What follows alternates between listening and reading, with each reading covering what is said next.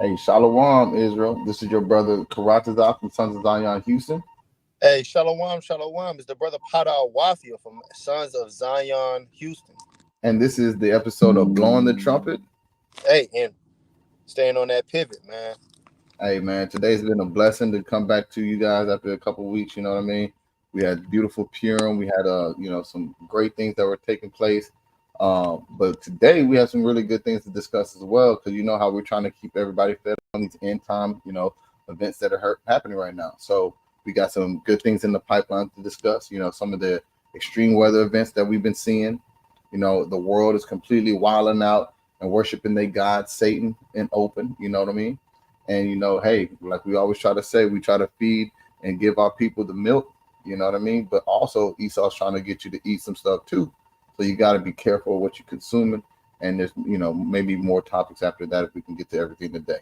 So, like always, we always want to say, Call Halal Yahweh by Hashem Mashiach Wamalak Yahweh Shah. Praise the Most High through His name of His Son, our Savior and King, Yahweh Shah. And we want to open up by giving all praises and honor and respect to the Lord by bringing out the first precept.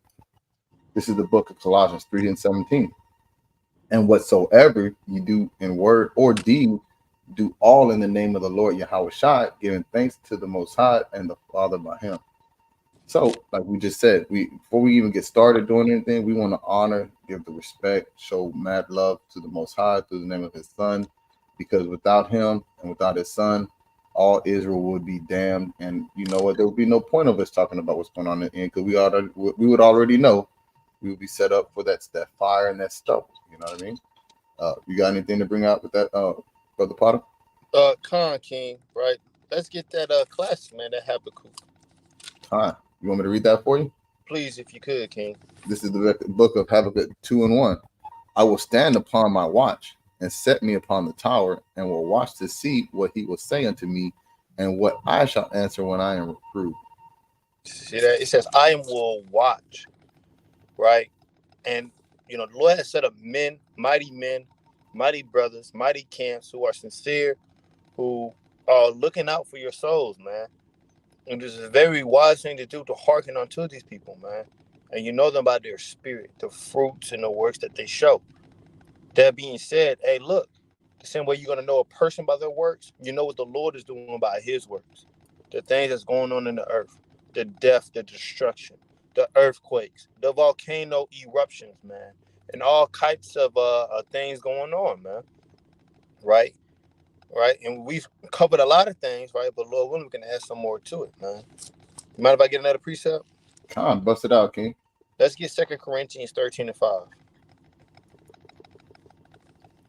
2 Corinthians 13 and 5.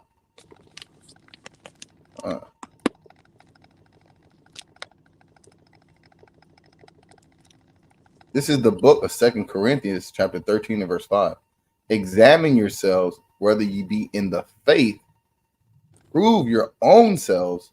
Know ye not your own selves how that Yahweh Shamashiach is in you, except ye be reprobates? Hey, it says examine yourself, man. We're in these last days.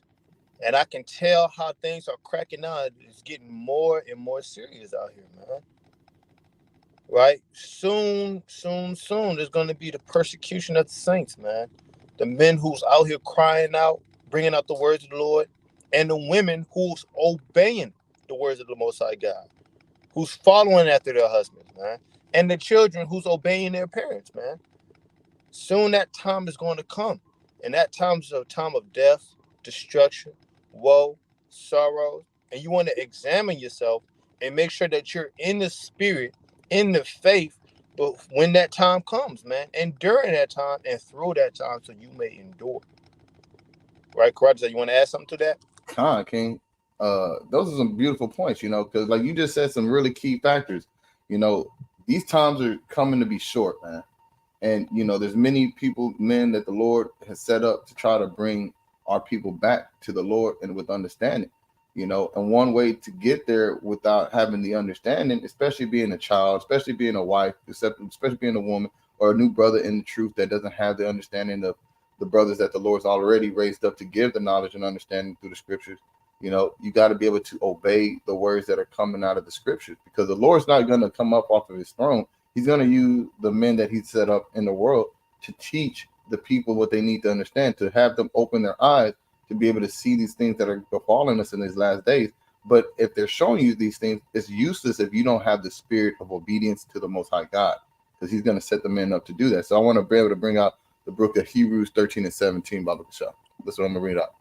It says, obey them that have the rule over you and submit yourselves. So if you don't have the true understanding of what's really going on in the last days, you don't really have an understanding of the scriptures.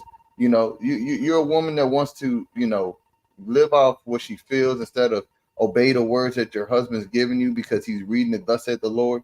These are things that are going to befall you. You're going to have treacherous things befall you in these last days, including children. If you want to be rebellious against your parents, your father, your mother's teaching you the scriptures, to how to come up under the righteousness of the Lord as a child, they say obey and submit yourself. So there's a couple criteria right there. You have to first take it in and be willing to do it, and then ultimately submit yourself without kicking back at it, without scoffing at it. You understand? Without you, and then it says, "For they watch for your souls." So when you're doing those things to those people, your husbands, your uncles, your brothers that are trying to lead you in righteousness, you're missing the whole point of why they're trying to get you to follow something of the Lord without you having a problem of scoffing back at it. Trying to teach you to submit yourself so you're not lifting yourself up in this earth in these last days as an idol above the Most High God, because death and destruction is on its way to this land. Fire, death, and destruction, famine, man. So the reason why brothers that are coming out to the highways and hedges, coming on these live streams to do these things, is because we are the ones that the Lord put to watch for your souls. So if you're not really even taking this information in, it doesn't matter if there's a million people in the congregation, 5 people in the congregation. That one prophet that was walking around the earth prophesying, Samuel, all of these, Jeremiah, that was one individual prophesying for the whole nation of Israel, man. You didn't need to have 10,000 people in your eyes so you submitted yourselves and obeyed that because they had numbers. You had the oracles and the spirit of the Lord coming out of one brother's mouth and telling you this, thus said the Lord, because that brother was watching out for your soul.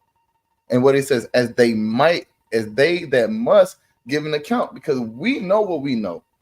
We're going to be held to a high standard as men of understanding, and we know these things. So guess what? We have to live this life of truth and sincerity in walking with the Lord, because we're going to have to give the ultimate account, because we're the ones that were trying to lead our people into the light of the Lord in the first place. And how are you going to say you're leading your people into the light when your spirit and your own soul is still engulfed in darkness, man? That's just one of those things that can't make sense. It can't happen, right? And they said that they may do it with joy. And again, the way you go about serving the Lord, the way you go about teaching your people, you should be doing with joy. The way you should be receiving the words as a person in submission and trying to learn to be obedient, you should be doing that with joy and not with grief. So you shouldn't be doing these things reluctantly. You know what I mean? You shouldn't be doing these things in a sense of half-heartedness, or false pretenses, man. You shouldn't look at your husband and smile in his face, knowing under your back of your head you're cursing him out because you're like, the hell with all this, man. I don't want to do that. I don't feel. And what does that do for our people when we do things insincerely? The Lord said that would be a curse if we don't serve the Lord with joyfulness of heart. That's Deuteronomy 28 and 47, Baba, So right now it's showing you that for that is unprofitable for you. So if you can't do all of this with joyful of heart, be happy to be obedient to the Lord, happy to submit yourself to those who bear rule over you, who's looking out and sacrificing their whole existence just so you can get a chance of understanding, so you may receive grace and salvation in these last days. And you have to give an account and do this with joy and not be scoffing at the words of the Lord, and not with grief, man, because it's not going to help you, not at all. And guess what? You're going to be marked, like the Lord said. You're going to sigh, and we're going to sigh and cry and put that mark upon your forehead. And then what are you going to be accounted for? The stubble for the end, man. The fire, the mass burning that the Lord has set on this land that's going to befall us, man. So this is, and ultimately, I got one last thing. And I know you can say I get long-winded, but this is the whole point of what I'm just saying, because this is the whole point of coming to teach and bring all this information to our brothers and sisters that we love dearly in Israel, is because there's one thing that's happening, and this is Matthew 24 and 13. It said, but he that shall endure unto the end, the same shall be saved. So you can't endure without those prerequisites of being obedient to those who rule over you, who's leading you to the Lord, submissive. You can't do that. You're not. That's not enduring. You're actually fighting against it. You cannot endure if you don't know how to do these qualities and what the Lord said with joy, without adding grief to it, because that's not going to profit you. Because in the end, those who want to do it, they're going to do it with that spirit. Those who are not going to be saved are going to have the opposite spirit to that, and that's going to be contrary. And you're going to be burned up in these last days, which kind of leads us into our first topic of today, the extreme weather events. This is going to be exactly what's going to happen to you, you rebellious, half-hearted, 1 foot in, 1 foot out. This is what the Lord's going to do. This is a metaphor what's going to happen to you, because he's showing us these things. This is what's going to happen to those who don't really want to serve the Lord with joy and take heed to these things in this last days. This is what's going to happen to you. We're going to bring this first thing out right here. You have anything to add to that, King? No, let's get it, man. All right, Khan. All praise the Most High. Let's go ahead and just get this going. It's happening in Texas now. Yeah. We got rapidly growing Smokehouse Creek fire in Texas. Super concerning issue. Let's take a look at the picture. Yeah, that's a wall of fire. Good. It is an out of control fire with high winds. Does that sound familiar to anyone, by the way? I mean, already scorched 250,000 acres since igniting Monday afternoon. Got evacuations now taking place as panhandle towns scurry to gather up as much as they can. Guys, stay safe there, all my Texas fam. I know we got a lot of Texans in the community. And anyone in Texas, please comment below what you've heard, what people are saying, what's going on, and most importantly, stay safe. And guys, go click the link in my bio, sign the damn petition. It's literally just to keep the channel going. I love it. Break. All right, cool. So what this Edomite has just said basically is that, in Texas, there's a giant wildfire that's hit from the Panhandle, which is, near El Paso, which is a lot of flat land, open land out there, right?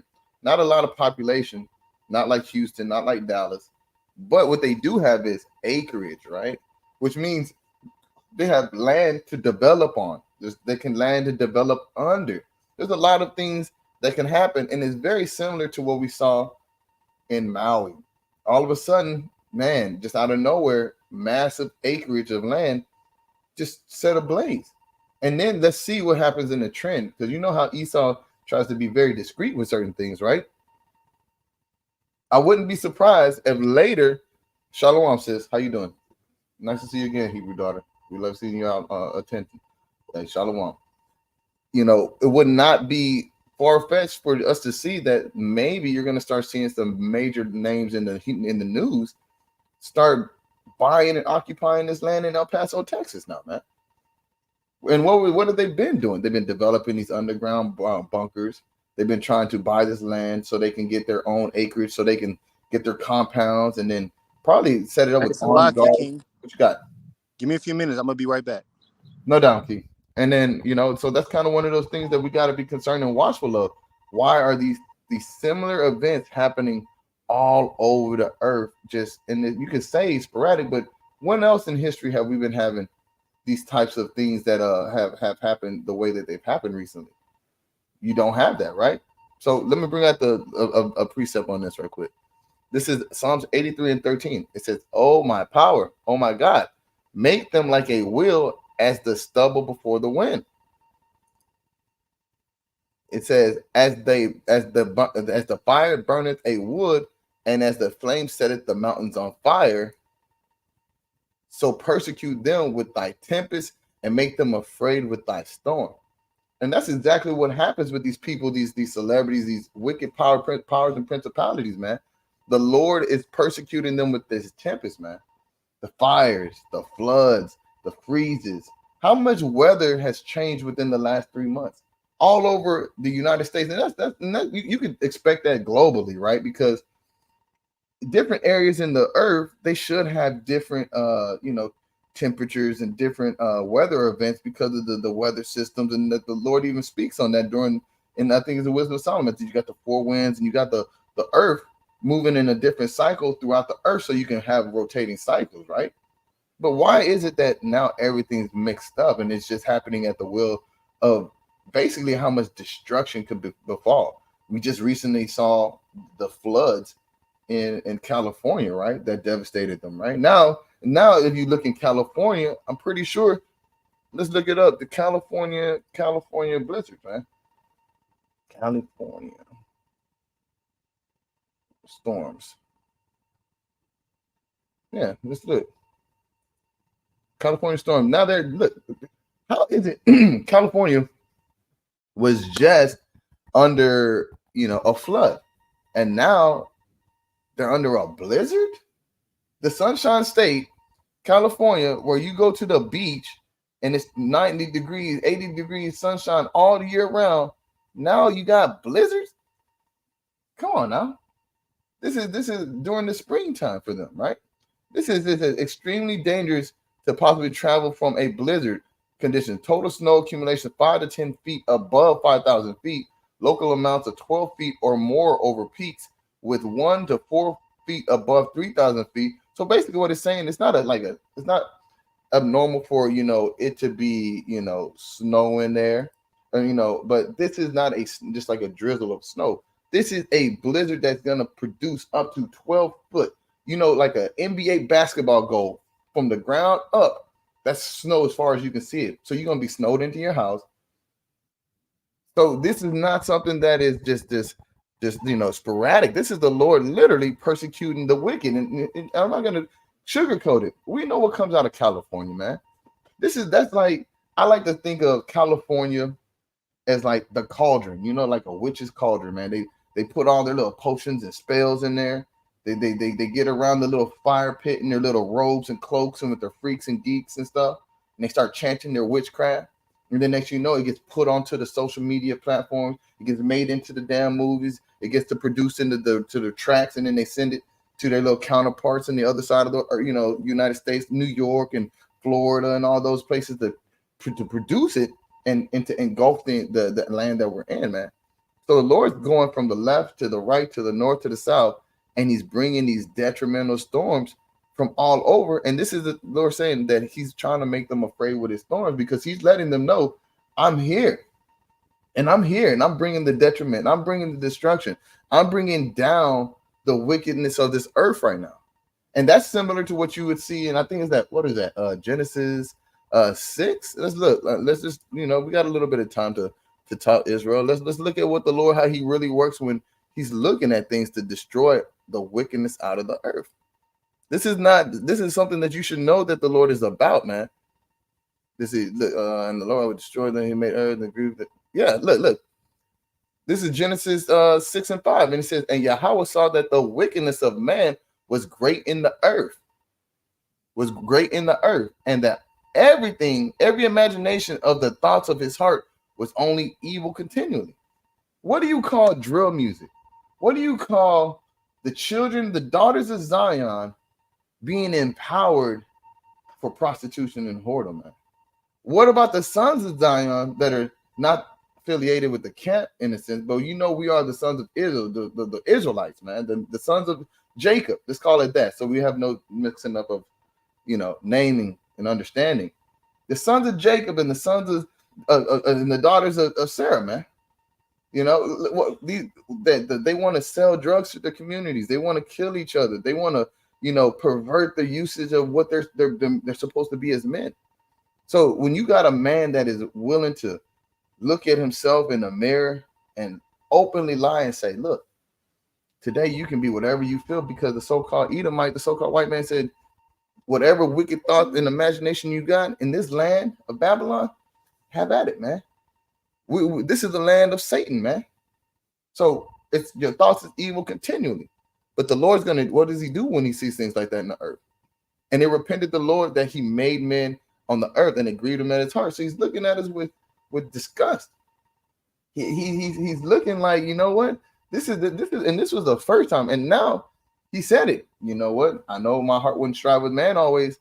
So this time when he comes to refresh it, we know it's going to be with that fire. And you're starting to get a little bit of the glimpse of how the Lord's finger not even his finger, just his his eyes look upon the earth and it's set to the blaze because his eyes are 10,000 times brighter than the sun. So of course, when the Lord looks down at you, he can burst you into flames by just looking upon you. That's how bright his eyes are. You understand? That's the deep thing to understand. His eyes are so bright. This is it. This is it. 10,000 brighter than the sun. Let's see if we can find that real quick because that the Lord is it's scary if you really think about it. It's terrifying. If the Lord look, if his eyes are 10,000 times brighter than the sun, right? And the Lord look upon you, what is that gonna do? What is that gonna do when he looks upon you? You know, you're gonna just erupt into flames. Oh man, I wish I just had that preach. I have it on my apocrypha. Man, I wish somebody had that on. Brighter than the sun. 10,000.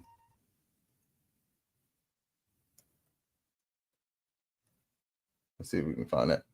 10,000. I don't know if it's gonna pull up the apocrypha, but trust when I say this. The Lord said his eyes are 10,000 times brighter than the sun, which means that that's brighter than a nuclear explosion.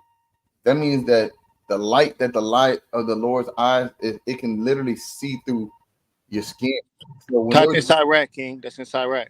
yeah, I just don't know exactly where it's at in Cyrac. So I tried to pull it up on the search. It didn't show up, but you know what, Lord willing, that if you read your scriptures, you know what I'm talking about. So, but yeah, that's just an example of what it is, man. The Lord said he can, like, if you look at a nuclear explosion go off and you cover your eyes like this, the light of the explosion is so bright that you could see through your eyelids and see through your hands. So that means if the Lord's eyes are 10,000 brighter times than the sun, when he looks down at you, he sees right through you. There's nothing you can hide. He can see in and out of you at will. And that's just scary. So when you think you can hide something from the Lord, he's already seeing, he can see through the BS, man. He can see through your skin, he can see through your spirit, he can see through everything, you know. And so that's one of the detriment states that's going on right now in Texas. And that's happened in Florida, Hawaii recently. Now you have it going on in Texas. And where else is going to start happening? Because I remember a while ago there was Australian wildfires. There's all kind of fires clears. You know, that's what they do when they want to clear a field. They burn it, and then that turns into sediment, right? And somewhat kind of fertilizes the land because that grass goes back into a dust and a mineral state. But if they're going to just go there to dig it up and to hide bunkers into the earth, that'd be a good thing and a quick way to just reduce all that mass without having to pay money to have people go out there and physically extract it and draw attention with equipment and different things like that. It allows you to be a lot more deceiving by the way you acquire that land and for the purpose of how you're going to get it cleaned off so you can hide your doings. But that's just one major world of extreme weather event that the Lord said that he's bringing forth to show that he's trying to scare the people on this earth, man, that are to make them afraid with his storms. And with that being said, we're just talking about kind of what he did in Genesis 6, right? Let's see what it says on the next verse.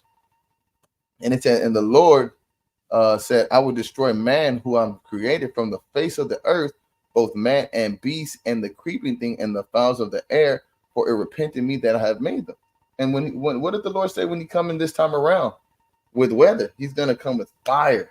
And he's going to do exactly right there. He's going to destroy man and beast from upon this earth because of the wickedness that is going on in this earth.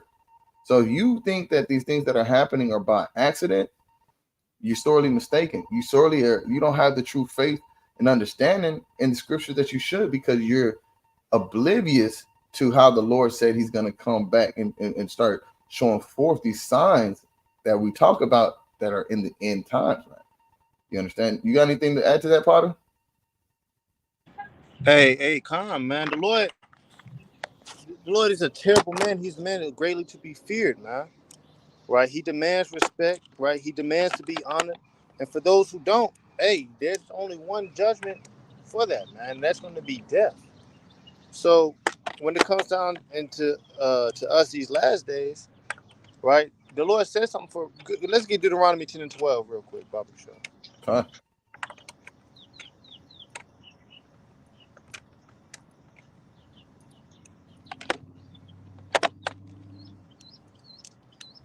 This is the book of Deuteronomy, chapter 10 and 12. And now, Israel, what did the Lord thy God require of thee? But to fear the Lord thy God. Salakia. That's what I want right there. The very first thing he said he required is for you to fear, man. Right? And that's important. Because let's just add basic logic to it. Right? If you was being kidnapped by a man, right? And somebody said, hey, look, you fear me, you do what I say, I'm gonna let you live. What you gonna do? What did he say? Right? And the Lord, he requires you to fear him, man. And a lot of people, they don't have that fear for the Most High God. And since y'all don't want to fear the Most High God, the Lord got to show you why you should fear him. It don't. Isn't that what we say all the time? Hey, I can show you better than what I can tell you. Hey, the Lord's going to start showing people, and he's going to show it through what? Great terrors being happening on the earth, man. So, Khan, that's all I have to say. And just bring out a precept on that real quick, just because of what the brother just brought out that was beautiful, man. And we're gonna land this right here on this plane right here. It says, this is Psalms 22 and 23. Ye that fear the Lord, praise him. All ye seed of Jacob, glorify him and fear him, all ye seed of Israel. So this is our job to fear the Lord, man. And that's how we submit to the Lord. That's how we're obedient to the Lord. That's how we show the Lord we love him, by praising him and fearing his judgments and fearing the calamities that he can show us, man. And if you don't see these things that are really happening, that's a terrible thing. I don't know if you've ever been in a fire, a wildfire, or any of those types of things, but those things are devastating and they're terrible, man. Which leads us into the next world weather event, which would be just as as scary, which is kind of was like what we were talking about in Genesis 6. And he said, what did he say? But Noah found grace in the eyes of the Lord. And that's what we hopefully want to be like. We want to be like Noah in these last days, man. When the fires come, we want to be able to say that we've been following the law, statutes, commandments, watching for these signs to happen, and ultimately that the Lord has grace in his eyes upon us, man. Because this is not something that you're going to be able to do by your own will. There's no such thing as going to be luck. You can't buy your way out of this. All you're going to have is grace in the eyes of the Lord when the fire happens. And fire, man, one thing about fire is like, let's say water, right? Yeah, there we go, sister. There we go. We're going to have to bring that out for us, because that's exactly what I was looking. Throw water, sis. We love you for that. This is the book, Sirach 23 and 19. Such a man only feared the eyes of men, and know it not that the eyes of the Lord were 10,000 times brighter than the sun, beholding all the ways of men, considering the most secret parts. You see that? And that's why we got to be pure and unspotted in these last days, because that fire that the Lord's going to do, it's going to show forth all of the things that we're doing, all of the secret parts that you got going on. And the Lord's going to purify it. But if you don't got your spirit right with the Lord, you're not going to find, like Noah, you're not going to get the grace in the eyes of the Lord and be saved up out of here, like Matthew 24 and 13 says. You can't be saved and if you don't endure to the end. So we're going to lead off into the next we're going to show another sign that the Lord is coming to this earth, man. It says floods submerge cities in Central South America after extreme rainfall. Have you ever been in a city where this is taking place all throughout the city? We just saw this in Puerto Rico not too long. But let's take a look. Let's play it to see what it looks like. Fair use. This is what the Lord has done there, man. And this doesn't look like a very wealthy area, but these are all like this kind of reminds you of Katrina all over, in a sense. That all the people, the mud, the water over it. This is what they're trying to do to try to, salvage and reconcile the river flow. All this stuff is muddy. The houses are overtaken. Everything submerged. People are dying, and this is a lot of Israel that is scattered in these areas as well. So where we're in Babylon, we're not getting touched like this, right? But look at this is the second story of somebody's house. This is him going into his house. He got his family in there. So no water, no running water. There's no food. All the stores are shut down. If you didn't have something to eat in your house, what do you think these people are eating right now? You didn't have nothing to drink in this house. You think that you can just turn on the water and the water is not going to be contaminated?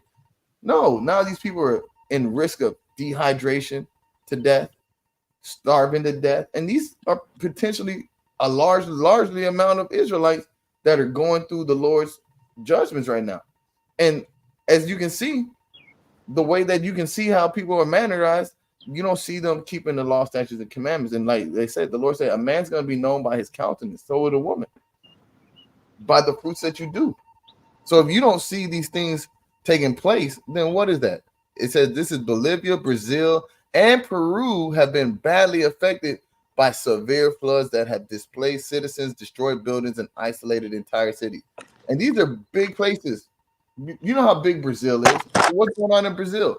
There's a lot of drug and cartel wars right now. There's a lot of idolatry going on in those areas. You know, there's a lot of our people down there doing the most against the Most High and not keeping these commandments, man. And yeah, it's extremely devastating because you know our people are down there, but what's happening to our people? The Lord is showing forth his wrath, man. And this is something that should, if any man had any eyes to see, imagine imagine the days of Noah, how much worse it was in those days. And what did the Lord say that he was going to kind of do? Let's see if we can find it.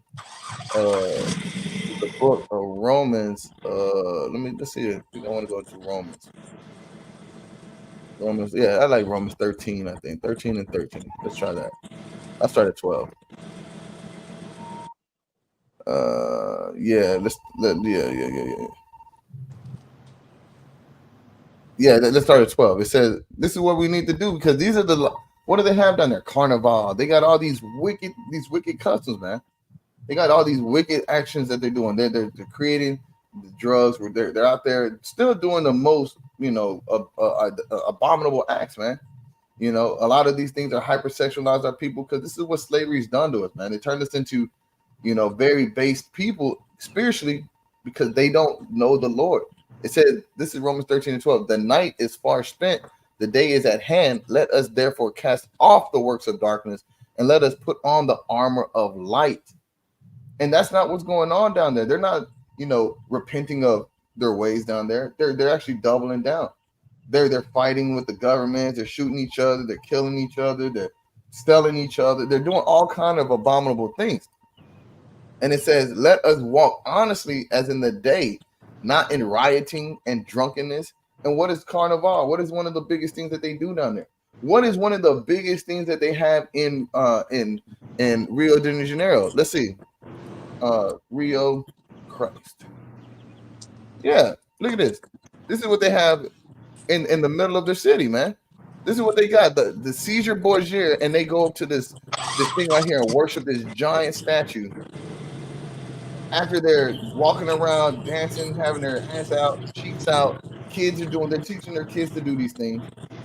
And this is the stuff that's going on in these lands. And you wonder why the Lord's bringing mass desolation and destruction to all these places where all this idolatry and stuff has been taking place.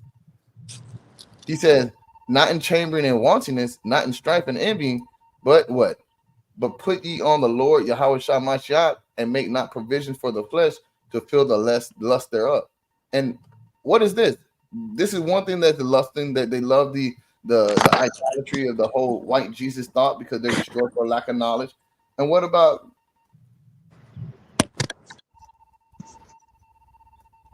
let's look. We're not gonna get deep into it, but this is what it kind of symbolizes, man. This is what it is. A bunch of debauchery, man. This is a whole bunch of people just out there with sugar skulls and demons. And look at the outfits that they're wearing out there, man. This is what the little girls grow up wanting to do this. You're very young age. Northern Kingdom, Southern Kingdom, all of them. And this is what they worship out there. This is what they do to, this is the custom. King. Go ahead, King. Hey, I'm gonna get off, but I'm gonna be back. That's fine, King. And this is like the ultimate Mardi Gras for them. You see this? What do you see? They got the white Jesus statue dressed up in folly right here, and they worshiping this big ass Caesar Borgia idol. And this is our people, man. Off into idolatry to the max. To the max. And then you're wondering why this kind of stuff is happening to the people down there. This is why this is happening down there in Brazil. Because they reared up these giant statues, and then they're worshiping them in the most embarrassing and abominable ways, man. And so if you can't see that this is not the way to go, this is not, you should not be feasting. And this is what they do. A bunch of just debauchery, man. The most wicked and wicked. And they're just having a good time. Don't this look like New Orleans? But that's why you know these are the same people, man. Everywhere they go, we do the same folly. Same folly. Nothing changed. There's nothing new under the sun. The same damn folly, man. And you wonder why our people are in a low state everywhere. Because we're full of what? We're full of greed. We're full of the lust of this earth. We're full of being out of control. You know, and that goes into basically, if you're loving to do these things, then what you must be doing? You must be worshiping the God of this earth, man, which is Satan. You know, and we're just talking about Brazil, right? Let's go back into it. This is our next topic. It's the next topic of our discussion tonight is world worshiping Satan. So let me restart this real quick. And since we're talking about Brazil, look at what they got going on at Carnival, like we were just talking about. And this is how you know it's satanic. Story continues. Brazil recently started their carnival where they were not only seen dressed up as demons, but publicly worshiping Satan.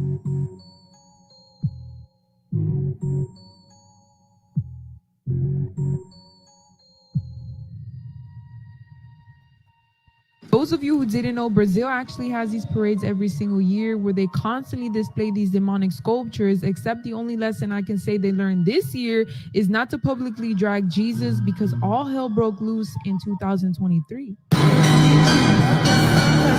And we got to pause it there, because that's who they said, that's the Lord Yahweh. That's who they say is Jesus.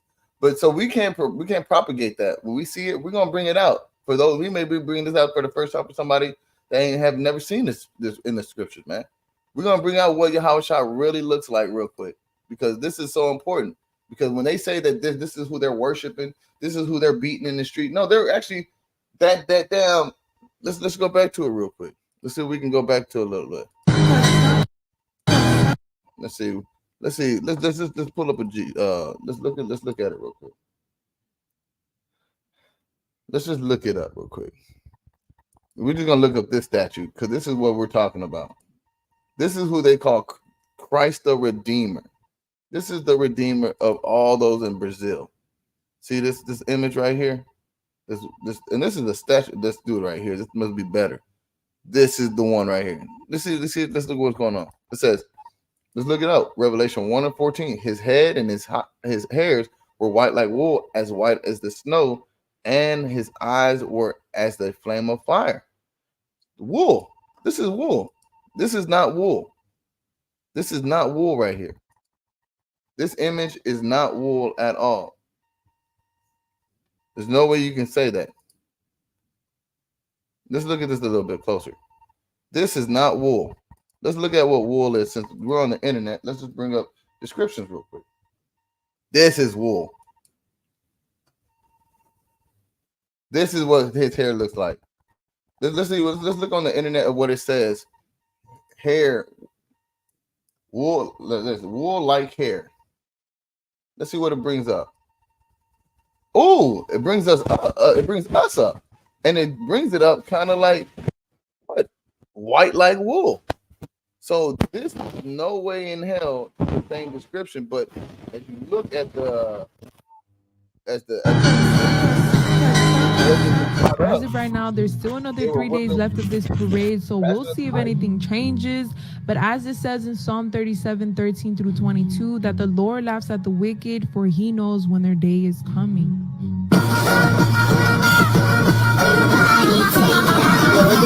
That's what they're saying. Caesar Borgia right here. This is what they're saying is the Lord, but you don't realize what you're witnessing is demons dragging their head demons, man. And a lot of the things that are demonic, a lot of the things that go into demonic activity is It's something called sadism.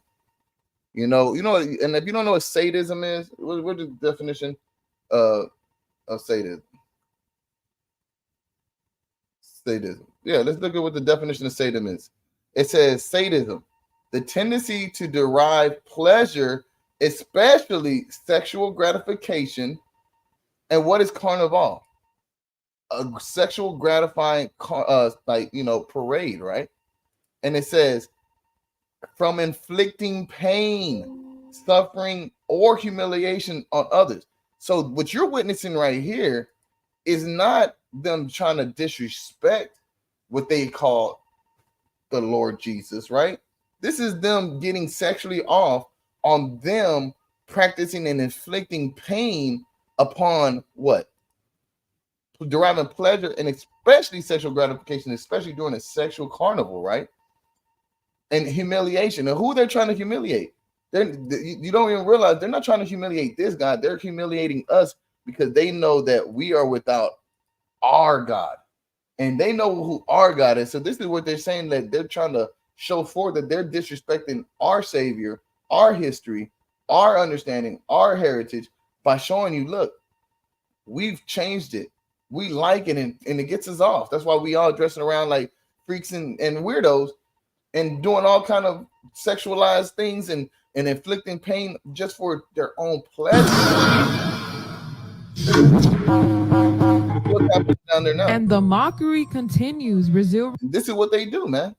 And this is called mockery. Yes. Conscious, you know what I mean? And they definitely need to repent, because that's what, without it, the Lord's showing you that, you know what, I'm going to bring down everything that's around you. So when you got these idols that are there, that are reared up, you got, the misinformation. The Lord said that his hair was like a flame of fire, and eyes like hair like wool. And let's get on it even more. And his feet like unto fine brass, as if they burned in a furnace, and his voice as the sound of many waters. And what you see that dude getting drugged through the streets was a so-called Edomite. Let's just look at burnt brass. What color is it? Let's look. This is the Lord. This is the color of our Lord and Savior. This right here, burnt brass. There's no way that could be the so-called white man and so-called Edomites running around. So it's not even up for debate. At this point, you just have a wicked spirit on you if you're still in denial. If I didn't put this on the internet, I just typed in exactly what the scripture said, burnt brass. If that's the color of burnt brass with the hair like wool, and you search hair like wool, and it brings us up, and this is what they say, and this is what the true image of Christ is, and that still doesn't match. That still doesn't match, because they'll do anything and everything to avoid it from us looking like Yahweh Shai. This is basically what he said. His hair and his head, it was white like wool, and his skin was like burnt brass. So and that's why the Lord's bringing down these idols in these places, man, because that's all it's getting into is idolatry. Let's see if I want to go into let's see, find a book real quick. Let's see if I wanted to get this one real quick. Yeah, let's go into that. Bill and the Dragon.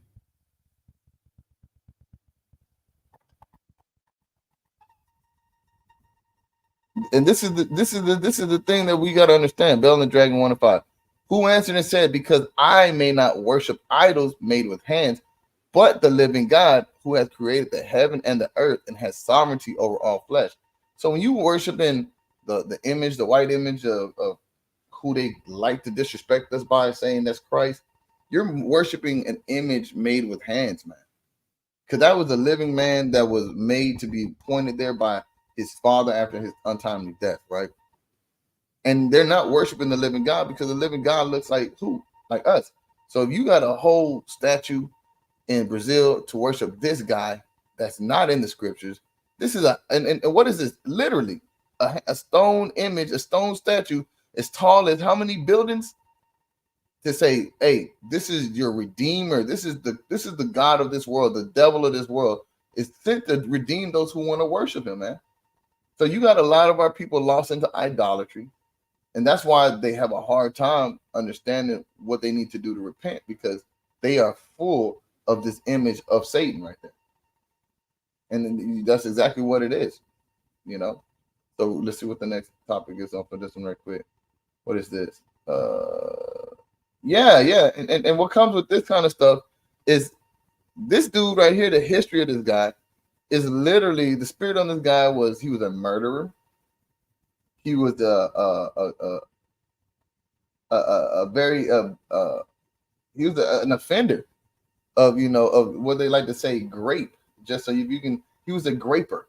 If you understand what I'm trying to say, to prevent, you know, getting struck again by YouTube, right? This guy right here took his sister and did unkindly things with his father against her. And this is the same spirit that's in America, in Babylon. The democracy spirit is this right here, that they want to push this image to make all these things that this dude represented in the flesh. Actually, it's the same thing that Babylon is trying to establish in the flesh. Graping, you know, being able to do what you want with children, you understand? You know, making the truth of the Most High a lie, you know, leaving their own flesh to be to do things that are unseemly. This is what this image promotes all over the earth, right? So this is what next is coming up with them wanting to worship the God of this earth, which is Satan right there. This is what they worship as well. Let's bring this up. Let's see what the Esau's up to now, since, you know, it's just the Israelites. People who have not chosen their sexuality and who, unlike most of us, will never be able to live it out freely if they want to lead an upright life. We should accept that pedophilia is a sexual preference. Do you hear what this perverted people are saying? You should say that pedophilia is a sexual preference, meaning that you see when this is what they did with the perversion of this earth. They got something that's called, they set it up like a company, right? So what you got is like an umbrella company. You have a head company, which is their umbrella top. And then you have all these little sub companies that can come off of this one idea of a company and branch off into different subsidiaries or businesses with different marketed attention markets and targeting of different, you know, people groups, right? So when you got the alphabet gang with the, you know, the ABC, LGBTQ, and them A plus 3000s, these are all little companies under the perverted umbrella of Satan's wickedness, what they call sexual immorality, fornication, whatever you want to do, into however you want to break it down, but it all falls onto that, to the point where you pervert, and now you give every fetish, every little creeping weirdo, any abominable person, they get a chance to get a slot, right? They get a slot on how they can promote their wickedness protected under this umbrella. And now they're trying to say a grown man or woman that sees a helpless little child at their school, a teacher, could be like, man, you know, that kindergarten student right there, man, that little girl, boy right there, I wouldn't mind, you know, doing some adult things to that child, because that's my preference, which is no different than a man and a woman being, you know, blessed by the Most High God to be fruitful and multiply and have children and raise a family. I should still be able to live and indulge in that lust, like the Lord, like we brought out in Romans, that they burn in their lust for the things of this world. So now you're trying to say that you have your children in school. You got grown people, literally in conferences trying to convince the masses that if you release your children into the school systems, if you release your children into the custody or a babysitter or any kind of person, that they have the ability to choose to engage with your child, no matter the age, especially if they're under the age, right? That they can do things that they can do with an adult. And this is kind of one of those situations where you gotta definitely repent, but they're not gonna do it because they're full of wickedness, right? And it's completely off, man. But let's continue to watch the wicked, and look who's representing this ideal. Look how she's standing. You see this? Who's standing like that also? Satan. Satan's begetting Satan right here. This is exactly what's going on, man. This is the God of the world. This is a form of worship in Satan. We told you about what it meant. Sadism, right?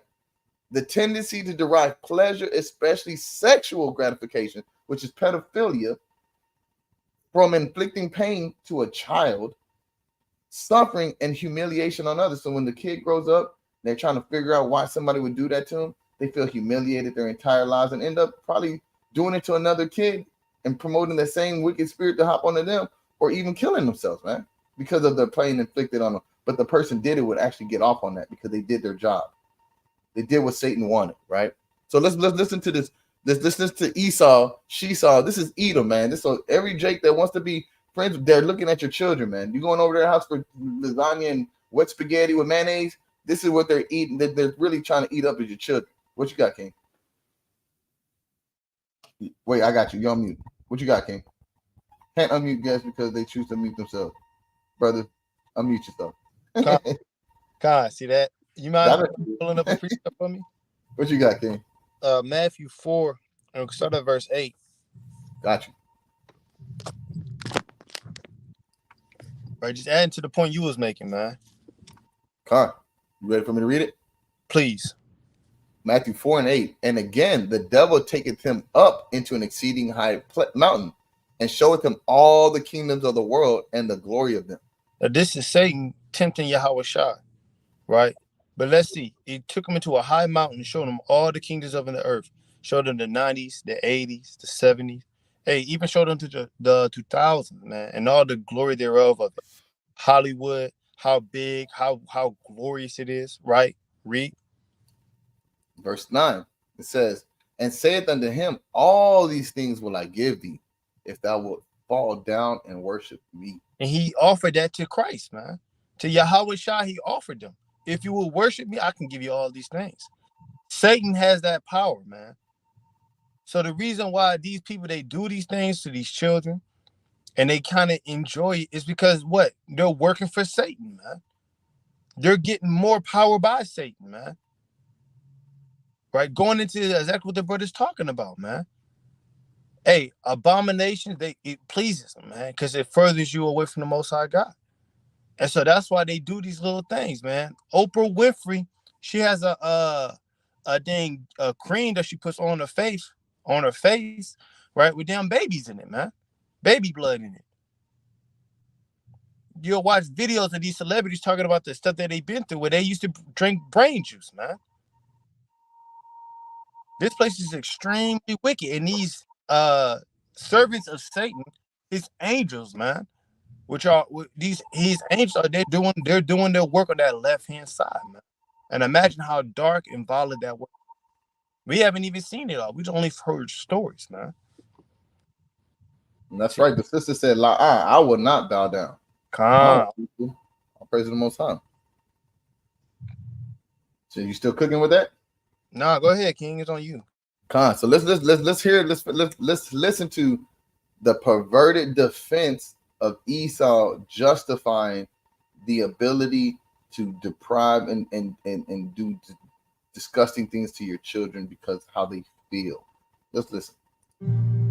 Statistics indicate that there will be one or two of you who are strong. Most of us feel discomfort when we think about pedophiles. But just like pedophiles, we are not responsible for our feelings. Did you just hear what she just said? Just like pedophiles, we are not responsible for our feelings. Hey, that's a woman for you right there, man. Say it again, brother. That's a what? That's a woman. That's a modern day woman right there, man. She literally just said they're not responsible for feeling good and sexually malicious against children because they can't control their feelings. Let's just bring it out, brother. I got to get one precept on that, man. Just because this is what would you call this? Just in one word, what would be the word you would use to call pedophilia? Abominable. So I would use wicked, which is an abomination, right? So look, this is what, and she talking about her feelings. Let's see what she say. Jeremiah 17:9. The heart is deceitful above all things. The way you feel is deceitful above all things. Well, I don't think that we're not responsible for what we feel. The heart is deceitful above all things and desperately wicked. Who can know it? And then the Lord said, I, the Lord, search the heart. I try the reins, even to give every man according to his ways and according to the fruit of his doing. So if in your wicked ass heart, I can't help but want to touch kids, the Lord's gonna kill you. Because what did he say? Greater is he that offended the little one. You might as well take a giant millstone and throw it around your neck and catch yourself into the sea for offending and touching little ones, man. That could be in spirit, in the truth, or in the flesh, man. There was no account of us ever thinking that it was okay to deal with children. That is not a biblical concept because that's not lawful. You got to be an adult. You have to be betrothed. And there's ages that we could do things. We're not going to give a whole breakdown, but that's not okay to take a baby and to do things as you wish with them. There's a punishment if you hurt the fruit of the womb of the lady with a baby in her womb. You're punishable by death by doing something to that baby that may cause it harm. You think when the baby come out and it's now it's up for grabs? That's not the way that the Lord deals, man. So if you want to be perverted, you want to, cause harm, and what is it? What is it? What's the equivalent? What the scripture say? If you find a woman in the field and you take her and she screams, that man should surely die, but she shouldn't, right? Because that's the equivalent of taking somebody's life, doing something that's a very high foul act to do against a person to take their take it from them. You see what I'm saying? Because that's not love to your people. But Esau don't love us. What does he do? He preys upon us. So he preys upon your children. That's what he wants to. That's what they want to do. I want to continue listening to because she just said some really ridiculous stuff. And that's not a woman. That's an Edomite woman. Oh, Karen at the max. Karen don't give a damn about shit. She definitely don't care about your black ass or your Hispanic ass or your Native American ass, so-called. If you call yourself an Israelite, you are not on the list of giving a damn. Guaranteed. Well, let's go. We do not choose them, but we are responsible for our actions, and we must make a decision. It is an our responsibility to reflect and to overcome our negative feelings about pedophiles and to treat them with the same respect we treat other people with. Ooh, did she just say we should treat the pedophiles as the same respect? The ones that prey on your children, take your children in the bathroom and touch them. The ones that scar your children for life. Kidnap them, torture them. So what do you think an adult pressed on a child is? It's torture, bro. They're not built for that. Their bodies aren't developed for that stuff. You know that how much pain and anguish and terror that little child is trying to experience when they see a creepy adult doing something like that to them, male or female. That makes my blood. Respect. I will love to see you demise. I would love to see the worst things happen to you. That's what I would say. I think that if you were that type of person, you should literally be publicly tortured, and very, very slowly put to death and then resuscitated and put to death again to bring maybe the same kind of level of terror you brought to an innocent child. Because that's a terrible act to do. And you have the wicked white people, Edom, saying that they're justifying and say you should respect these people. Do you know what this is really going back into? The spirit of Rome. LGBT spirit. That's right. And where did they come out of? Rome, brother. Greeks. Those are the same fashions to be example. And this is the perfect, right, sister? This is the perfect example of wicked thoughts that Jeremiah 17:9 was talking about. Let's look at Rome. The Romans, let's just say Roman statues. we're not even going to type in. We're just going to type in statues. Let's see what kind of statues with kids. Look, I'm going to type with kids. Look at them. Look at this. This is the perfect example of pedophilia right here, man. Why is this guy holding a little baby boy with his junk all out? Like, look at him pointing it towards him. This was a rite of passage back in the day for them, for the Edomites. They loved this. They loved Esau has always loved pedophilia. Roman, listen to this. Roman was pedophilia normal in Rome in the Roman times. Pedestry or pedestria is a sexual relationship between an adult man and boy. It was socially acknowledged practice in ancient Greece and Rome and elsewhere in the world, such as pre-mentioned Japan. So this is something that they love. This is Google telling you that Esau, the so-called white man, loves to touch your children. They love touching their children. This is a sexual relationship between an adult man and boy. It said it was a socially acknowledged practice, meaning just like you practice for the SATs and you practice to get into the NFL and you practice, your religion, you practice your morals. This was practiced and protected and constitutionally protected. So if you saw it, you should be like, oh, that's just what is that? Pederasty, or whatever you want to call it, pedestry. Yeah, that's what you're supposed to do with the little boys. And this is the same spirit that she saw promoting in the revived Roman Empire, Babylon, the ungreat.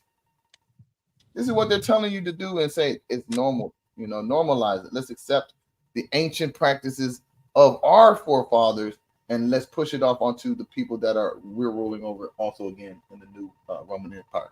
What you got, King? Hey, you mind finding this precept for me? Yeah. I need you to type in "sell a boy for a harlot." That's Joel 3:3, I think. I'm in Micah. Con. I think that's what you're looking for, Joel 3:3. That's exactly it. Let's get that. Yeah, Joel 3:3. And they have cast lots for my people and have given a boy for an harlot and sold a girl for wine that they might drink. You see that? You see that? So hey, look how abominable Esau is. He don't want the girl. First off, he wants the boy. And now that's one abomination. And then he wants the baby, the youngest boy. That's the second abomination, man. These people are wicked, man. And this stuff is going on now. Right? They just had a little boy that died in a forest. And when they found him with his knees in the air, man. And he was naked from the bottom half down, man. That's how Esau gets down. That's why you gotta be very mindful and careful of these people, man. Right? I'm sorry, but if I have me a child, we walking through Walmart and the Edomite said, "Oh my gosh, your son is so, I like his hair." I'm gonna kind of look at him some type of way because I can't trust him, man. You cannot trust Esau, man. They've always been like that, man. Sometimes they just do things just to test your spirit out. See if you're going to accept them. And once you do, that's when they betray you, man. There was actually a woman arrested for she used to work in a mall. Her co-workers in the mall used to use her to watch their children while they're at work. And she was sending grown men in the bathroom with the little children. And they was getting raped in the mall. Great. Right? Right? Who are you trusting your kids with? Because the scripture said what? Read that again. Joel 3:3. And they have cast lots for my people and have given a boy for an harlot and sold a girl for wine that they might drink. That they might drink. They might. Hey, look. See that? They cast lots for our people, man. Right? You Google it right now. How many people are going missing? I bet you it's mostly Israelite people. And it's going to be a huge number, man. Right? Esau, he's revving up his demonic rituals, man, because he needs to try to get things back in order, man. Mm. Right? I can keep going on this, but I'm not. Go ahead, King. Nah, because this man. We could prophesy day, night, year after year for the wickedness of Babylon, and we still would need more time to talk about it. There's no amount. That's why the Lord said that the sins are going to exceed into heaven, and then He's going to bring down that judgment, because it's gonna. That's why He said, "Come out of her, my people," because Babylon is going to get judged. The land of Babylon is going to be judged, and anybody partaking in the land, the customs, with the people that are in power of the land, you're gonna be falling with that same judgment, man. And you have only yourself to blame, because you didn't trust in the Lord with all thy heart, like Deuteronomy 10 and 12 said. You didn't love the Lord your God with all your heart and all your soul. You didn't keep the commandments, for that is the only duty of man. You didn't do that. What you wanted to do was feed your lust of your flesh. Hey, man. Imagine everybody who's making celebrities their idols, man. Oh man. Making politicians their idols. You're idolizing these people, not knowing what they're really into, man. Imagine idolizing a damn pedophile, man. And the Lord said, okay, you said this man was doing good. He was a righteous man. And he over there touching little kids. Ritual. And you just made a beautiful point. I want to bring this out because this is what a lot of people idolize. And I saw this just recently, not too long ago, but I know you've probably seen it as well. But let's look at what this. Everybody knows who LeBron James is. So look what he's starting off with. This is somebody that mad kids. What do they actually call this dude? King James. Who? King James. And where does our scriptures come from? And this is what they tell you represents it. King James. Let me see that. Put that up here. Let me see where we can see it. That's called the what Bible? This is the King James Bible. See that? This is what the King James we deal with is the Holy Scriptures. This is the King James that they showed our young ones to be more focused on. They won't never know KJV. They'll know KJC, King James of Cleveland. They won't know no King James version though. How's that? But let's look at the things that they openly show you that they do, man. Watch this. The chest release, dark magic spoliation, spreading that energy. Ritual.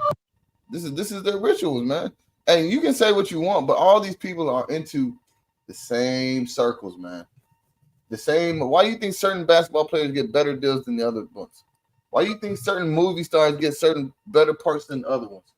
Why do you think that certain singers and rappers get better concert deals and more better tours and more money per album? And they don't even sell albums anymore. They make 30-second rap tracks in there. 100. How do you make songs that are a minute and a half and you're worth over $500 million? Because you're in the right circles with the right wicked people, man. Because you're into the things that are leading our people into into idolatry. But let's finish this off real quick. We should accept that pedophiles are people who have not chosen their sexuality and who, unlike most of us, will never be able to live it out freely if they want to lead an upright life. Hold on. So you just she just said we should feel bad that the pedophiles that can't touch your kids, can't molest your children, can't just feel normal about doing that and live a normal life. See that? How are you going to say molestation to children is something you should consider normal? Because in their history, that's why we don't understand it, because we're upright people. We have the laws, statutes, and commandments, the oracles of the Most High. We have the things that are going to be restored and governed to bring all these depraved nations back into an orderly state, because they're going to follow our laws, statutes, and commandments at the end. Because the way that they're running it, these are the laws that they want to push, because these are the things they've been doing for 1,000 years, man. They want the world to become worse and worse. That's why we went to Genesis 6, and the Lord said, I want to go back to that 6 and 6. I want to go back to just to read it, just to look over it. It says, no, 6 and 5, Salakia. It says, and Yahweh saw that the wickedness of man was great in the earth, and that every imagination of thoughts of his hearts was only evil continually. There's no way you can't tell me that's not an evil continual thought to do since Rome to now. And you got people having TED Talks about, you know what, I'm a scholastic scholar. I'm a scholar. You know, this should y'all are not being nice to the ones that victimize and, you know, can't feel normal being creeps in the world anymore. Because there was a time when those people were accepted to touch your children, and now you're making them feel bad about it. Come on, guys, what's wrong with you guys? You're making the bad guys feel bad. See that? Only Babylon, man. And that really, see that when you start making room for one wickedness, one little, when you give wickedness an inch, it gets worse, and it gets worse, and it keeps on eating until it destroys the whole place, man. First they were saying, hey, look, hold up. Right? Gay people, hey, look, they can't choose who they like and they love. And people accepted that. And once people accepted that, that's giving that room for that wickedness. No, instead of doing what the Lord said to do, right, and destroying that, any sodomite, putting them to death, hey, look, y'all allow that thing to grow and fester. Now it's getting to the point where, hey, not only do I want to be a sodomite, but I want to sodomite a little child. And who else did that? Right? Genesis, can you please give me a book? This is my last precept, most likely. Genesis 19 and verse 4. Let's see when else that spirit was on the earth, man. This is going into what? Read verse 1. Just for context. This is the book of Genesis 19 and 1. And there came two angels to Sodom at even, and Lot sat in the gate of Sodom. And Lot, seeing them, rose up to meet them, and he bowed himself with his face toward the ground. You see that? So this is Sodom. This is going to Sodom. And the Lord calls America Sodom. Right? Now, let's get down to that verse 4, man. Right? And verse 4, it said, but before they lay down, the men of the city, even the men of Sodom, compassed the house around, both old and young, all the people from every quarter. You see that? Both old and young. You had old men out there trying to press on these men to lay down with these men. And you had the young ones out there trying to do the same, man. Imagine that. You got a 15-year-old, 12-year-old, 10-year-old kind of trying to beat the door in so they can lay down with men, man. This spirit was on the earth before, man. You see that? And the Lord calls America what? Sodom. And Egypt. And they did that in Egypt too. What's up? That was a big spirit in Egypt as well. You see that? It's been here. The Lord knows this. The Bible is true, man. But if you don't believe, if you don't have those eyes to see, you will never understand. Go ahead, King. You eat. And it said, verse 5, and it said, and they called unto Lot and said unto him, where are the men which came into this to thee this night? Bring them out unto us that we may know them. They knew exactly what they wanted. I want those men you had coming here tonight. Shit. Let me holler. Let me holler. You see that? Holla, holla, holla. Can I holla? Can I holla? Holla. That's some holla, Fleece holla. Johnson talk right there, man. You see that? Seriously. He got that boondock spirit. Hey, look, I like you and I want you. We can do it the easy way or the hard way. And you know the Lord, the angel said no. They, you know what I'm saying? But this is the spirit that's on this damn land, man. You know, and like I say, that's a very, very dangerous spirit that's being introduced, pushed, and taught to the children in schools. This is the things that they're bringing and teaching them in little TV shows that you're watching. You know, the little YouTube videos that look all colorful and stuff. And they're like, look at my two daddies. This is the spirit that they're trying to show forth subtly to allow your children to grow up with accepting the thought that if somebody does something like this, I'm surprised they don't have that type of cartoon right now that is teaching kids it's okay for adults to touch you. Hey, I'm not gonna lie to you. I'm pretty sure it's out there. Hey, I'm gonna tell you like this. Why do you think that they keep making these shows like Big Mouth? You absolutely right. So you see an adult cartoon with children drawn doing adult things. So you can sexualize them early, man. Right. And they can be looking, I'm that age. Oh, I should do that with my privates too. I should let people do this with my privates too. I should want to do this with other people's privates. These are the things that they're trying to show forth, the things that pervert our judgment and our children's judgment from early in. And what did the Lord tell us to do from the beginning with our children, man? Is that in Deuteronomy 6 and 16, maybe? Deuteronomy 6 and 16? Is that it? I think so. I think you might want to. Yeah, it's Deuteronomy 6. Might be I want to say 24. I don't know why 24 is in my head. I'm here though. You said 16. Is it 16? I think it's 16. No, it's not. No. That third is 6 and 7. Salakia. This is what it is. Deuteronomy 6 and 7. And it says, and thou shalt teach them diligently unto thy children, and shalt let's go back up one. Let's see what it says. It says, and these words which I command thee this day shall be in thine heart.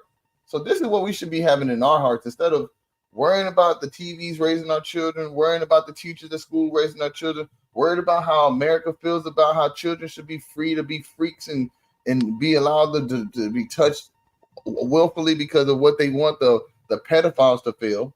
This is what we should be doing. Deuteronomy 6 and 6. And these words which I command thee this day shall be in thine heart. And this is what every Israelite should be having in their heart. Every mother, every father, every uncle, every aunt, every grandmama, every grandmother, father, every cousin, every brother, every sister, everybody in Israel should have this in their heart. And it says, and thou shalt teach them diligently unto thy children, and shalt talk of them when thou sittest in thine house. So it should be a normal thing to be like, son, see them two men kissing? That's an abomination that the Lord said right here in Leviticus 18. That you should not do these things. You shall be put to death if you do these things. You should tell your children, if you look at another man and get in them feelings, the Lord's going to kill you. That should be something that should be happy. Your son should be like, oh, those ladies right there are about to die. Those brothers right there, man, they're about to die. Because that's what the Lord said that shall happen. And when thou walkest by the way. So when you're walking around and seeing things in the world, because you can't keep your kids in the house all the time. But when you show them, see the things in the world, teach them the lessons of the Lord, man. Show them through the scriptures. See that right there, son? You know what that's called? It's called an abomination. That's called. Go ahead, Ken. What you got? Because let's be honest, man. These spirits, they know what they're doing. They come to your children peaceably, man. Right? And then they always start off with what? Your daughter, she has a friend who's gay. And then next thing you know, one night they go to a party, they get drunk, and now the gay one's trying to kiss your daughter, man. They're introducing the spirits, man. She's been putting her philosophies, her beliefs on her this whole time, and now y'all finally get drunk, and now she's gonna see if she can try her luck, man. So you gotta let these children know, hey, look, that's wicked. You're gonna be put to death, man, if you do that. Thus says the Lord. The Lord doesn't deal with that. The Lord doesn't care who you are. He's not okay with that. He would never be okay with that. Oh. And your parents, so like, go ahead. And your parents, they say, hey, look, don't teach your child that. You can't teach your child that. You're not supposed to teach your child to that's your belief. You're in a cult. You can't teach your children what the Bible says. Then you got to kind of, you know what I'm saying, buck up against your parents. Go ahead, King. And no. And what you made was that point, like, oh, I'm gonna make a point that she's gonna put the philosophies out, she's gonna try. But now, after that's done, now that seducing spirit comes back to you in your house, and it's like, I think I'm gay now. Why would you think that? You know you're not gay, but I don't know. I feel like I've gotten convinced and persuaded because my friend was this. My friend said, if you feel this, and then my friend showed me this, and then I got under the influence, and then the world and the TV says this, and then the songs say this, and now every girl is bi. That's a normal standard to be now. Everybody's bi. You can just do whatever you want. And guess what? Now I'm confused. Now I think I'm gay now too. That's how Satan deceives the world. That's it. That's the devil, the spirit of the devil, man. See that? They got that And I seen it on the commercial, man. They was like, "What is a lesbian?" The dude was like, "A lesbian." He's talking to children, kindergarten. Yeah. He said, "A lesbian is a girl who like a girl," and she's like, "Well, I like my best friend Amy. Does that mean I'm a lesbian?" He's like, "No, no, no, it's not the same thing." She said, "I'm a lesbian." You see that?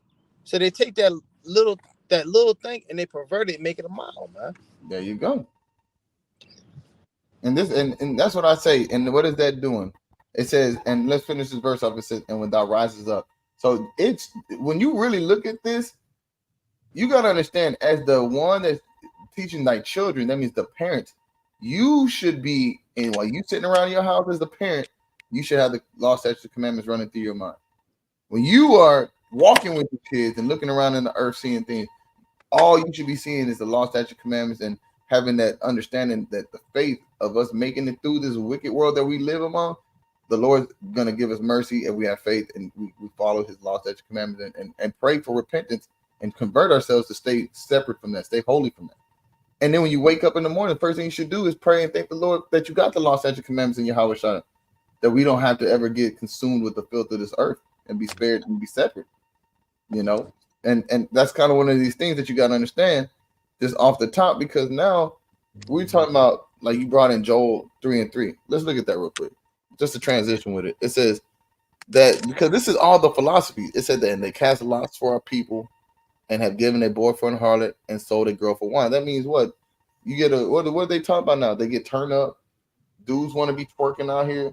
They buying and cast lots for my people. They're like, hey, which one of y'all can convince them to have the boys want to be girls now? Which one of y'all want the girls to be whores now? Which one of y'all want to take the girls to make them men to like girls now? You know, which one of y'all want to make all of this wicked thing happen? And which one of y'all going to get all the bottles, bottle it up, sell it to them, and they let them drink it up, that they might drink it up? Meaning that you're going to consume this stuff, right?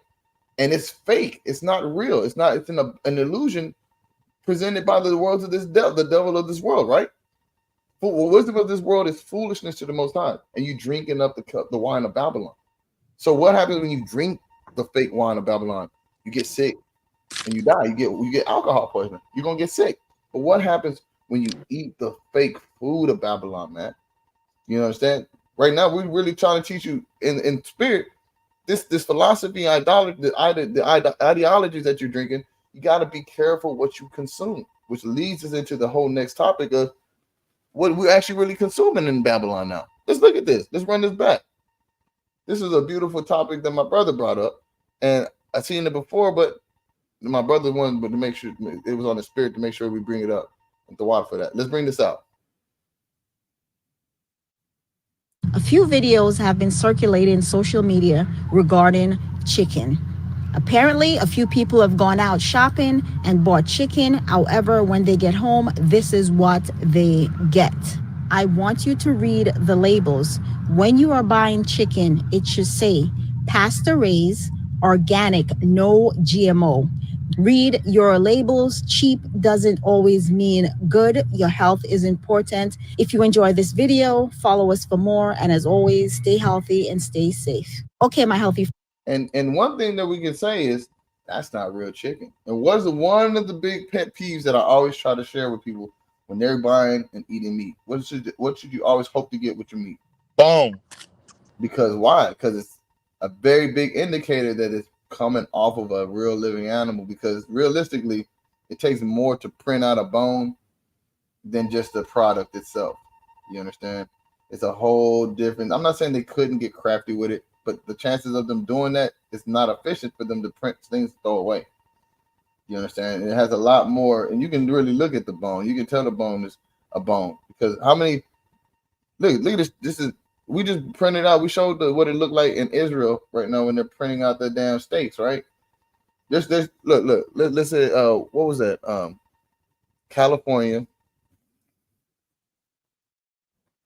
lab grown chicken. So now they're pushing this. 2 California companies get U.S. approval for chicken made from cultivated cells, nation first lab grown meat. So we're not gonna get into it, but this is literally on CBS. This is real. This is real, y'all. Now they're offering the lab grown meat and to the nation's restaurant tables and eventually supermarket shelves. I'm led to believe that I think it's made it to the supermarket shelves, man. Because what is one of the cheapest things to produce? Chicken. So why would, if the chicken is so cheap already and it's alive, how much cheaper does it have to be to make it from whatever sales or what they call sales or printed out meat? Wouldn't it cost more to print it out versus just if you get a whole chicken for $3? How much does it really cost to raise a chicken, a real chicken? Why do you need to make fake chicken when you can have real chicken for so cheap? Hey, not much. It don't cost much at all. Now you got to ask yourself a question: what are they putting into this so-called chicken that now they need you to eat it, right? Which leads us up to the very, very point of even having that short little video to see that. Told you, buy your meat with the true bone in it, because that's going to be a heavier indicator that it may not be artificial. Because that's the thing in this earth, artificial food. But why could they be doing that? I'm gonna let my brother right here kick it off with this. I'm gonna just play it for him and let the brother do his due diligence in breaking this down, and let him lead on this one. Example of a food that's a vaccine.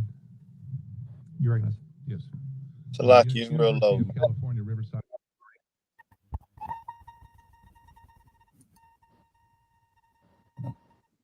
That's high as that getting. I'm trying to see if I can. The ability to put human vaccines into our lettuce right now. That Esau knows what's going on, man.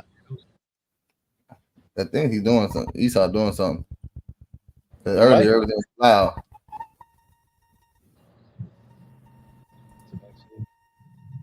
You're right. Yes.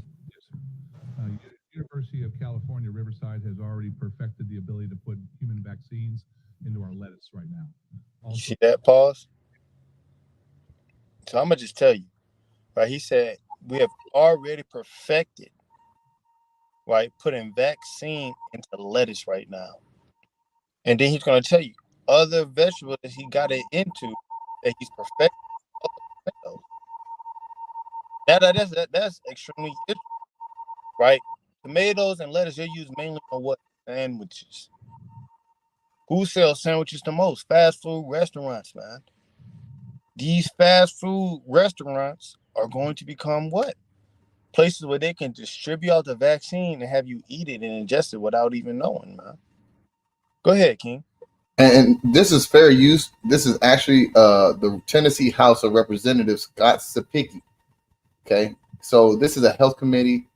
This is just our interpretation of the actual, conversation that was being had by local state representatives. Okay, so this isn't a form of misinformation. This is actually a review of a court, or open hearing, a committee hearing about the ability of them stating that this is called the Sapicki lettuce vaccine bill, and it passes committee.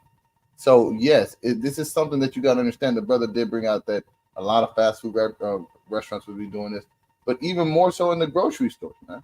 How many people eat salads for dinner? How many people make hamburgers and cut up tomatoes or use fresh tomatoes to make tomato sauce and put it into your pasta? How many people just utilize this home, thinking that you're getting a good deal, right? So this is what they said. They've already perfected the ability to grow it within the vegetation. And this is not an opinion. This is us just quoting the same conversation that the representatives are having right here. And this is saying genetically engineering your salad with the COVID-19 vaccine. That's what they're doing. That's what they're saying that they're doing. This is what we're fair use to say that this is what they're doing.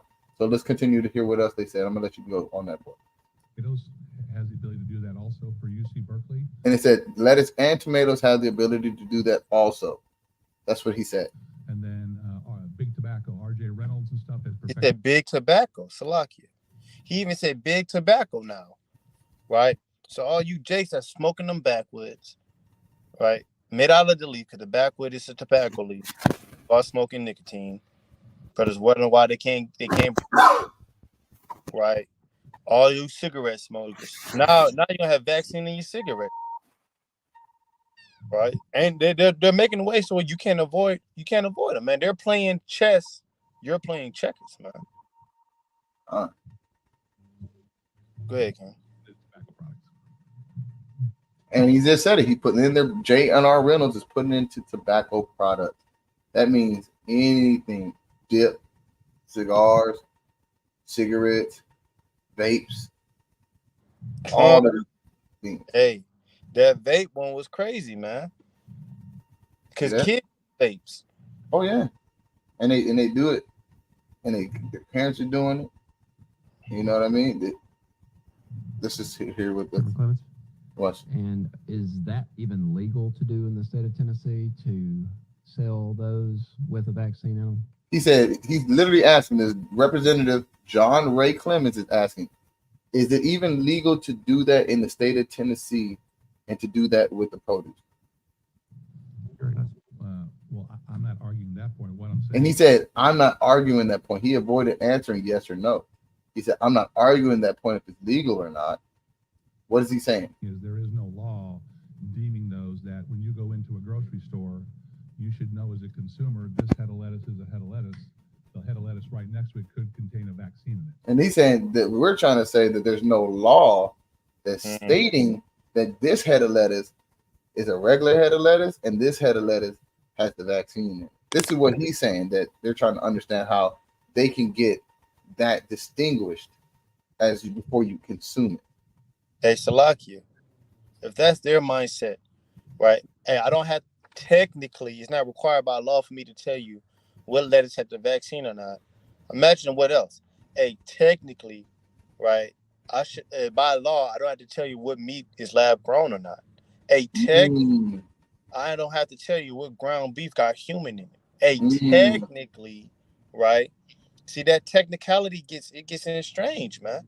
People like to use that word for like an scapegoat, man. And he's definitely doing that. It's that cloak. You hide behind it. Saying is, if it does have the vaccine in it, make sure it's listed as a pharmaceutical so people can get the proper dosage. And they saying if it is listed as within it, then make sure you label it as a pharmaceutical. This head of lettuce is now, you gotta get prescribed because it has this vaccine in it, just so they can get the proper dosage, so there's no overdosing of eating too much lettuce, or and your system shuts down because you didn't really regulate because you didn't know what was in there. Hey, Salaki. And he said, so let's imagine if they do label it, right? Do you think they're gonna put a big old hazard sign on it, made it with broad letters, right? And put it right there next to the lettuce? They're gonna do what they do in those commercials, man. Kind of put a very small font at the bottom of the screen. Everything is white, but the caution is in gray at the very bottom of the screen, man.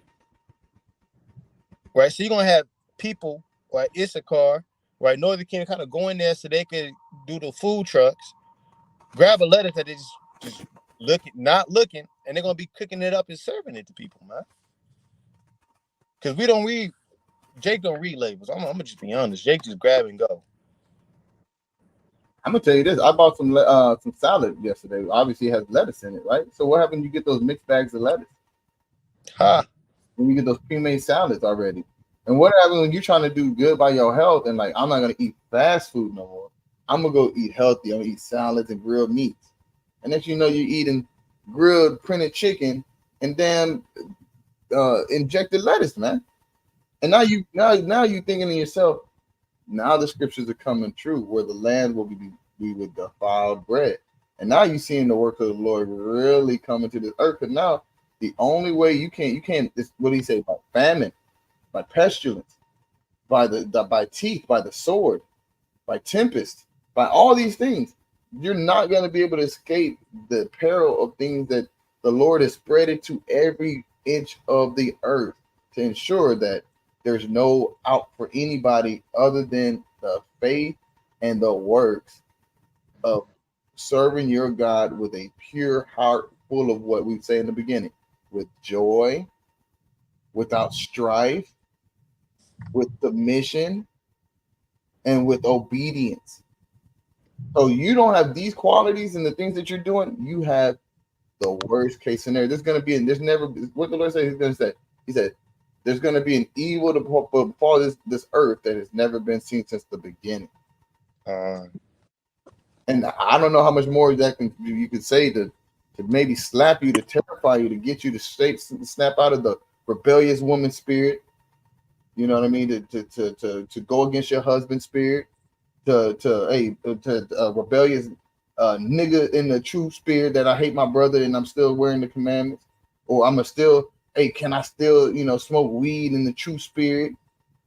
All of these wicked ass thoughts that you got going on, that you are just not even understanding, that you're choosing all of these things against obedience, against joy, against submission, against without strife and without grief, just so you can find the Lord can make sure you're spoon fed a terrible, terrible spirit and a terrible outcome, and you're gonna literally pray for death in the end days and can't find it. That's crazy. To your stomach, you're gonna be dying weak. Parts of your body gonna be already set to rot, and you still alive while your body rotting while you're alive. That's called gangrene, to be honest with you. But you kind of got a brother coughing up maggots, man. Hey, my rib showed me a nasty video, man. She said, look at this brother's nose, man. Nothing but maggots in his nose, man. And he was alive. I saw a war video. Dude got shot in his arm. Guess what was inside the bullet hole? Maggots. Nothing but maggots. Eating them from inside out. So I've seen these things happen. How much more in these last days when the Lord says there's no more hospitals? Ain't nothing but maggots in there. There's no more ambulances. There's no more antibiotics. There's no more none of this. All you're gonna have are the beasts of the earth and the Lord's judgments, man. Hey, when your liver shut down, I hear that's a painful thing. People kind of get yellow because of that. Yeah. Imagine your liver shut down. You got a body going all over your body, decomposing and literally burning throughout your body, but you're still alive. And you got to run from this lion that's trying to eat you. Yeah, sister. Hey, I'm gonna tell you, she said the mixed bags of salad have chemicals to preserve it. I read all labels. You know what, sister? I'm gonna stop eating them bags of preserved, because I like to show y'all what's going on, but it's a blessing when you can have somebody show you what's going on as well. Because just as much as we want to look out for yours, you would want your people to have the same spirit to want to look out for you with the same love that you got for them. So we all are responsible for each other because we're Israelites. But you got to be able to make sure those who are set to rule over you, you have that same honor and understanding that they're set in a position to rule your spirit because they watch for your spirit, not to rule over men in a sense of empowerment, to belittle. It's because we should stay up with fear and concern about our neighbor's soul and the outcome and the fate to our brothers and sisters that are our people, the Israelites. And with that, you have any? I want to close this thing. I'm gonna bring out the one I always bring out real quick. I do got one closing precept, man. I got one with you, so I'll let you get yours out first. What you got? 1 Thessalonians 5:17.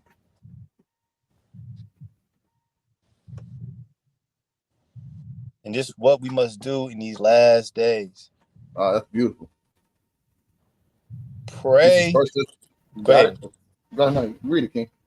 1 Thessalonians 5:17. Pray without ceasing, man. Hey, pray over your food. Pray over your day. Pray over your loved ones. Pray over the people that you want to see come into this thing. Pray without ceasing, man. That's all I gotta say. Go ahead, King. Well, you know which one I'm going for, because it's the same every time. So it's the same thing we gotta do.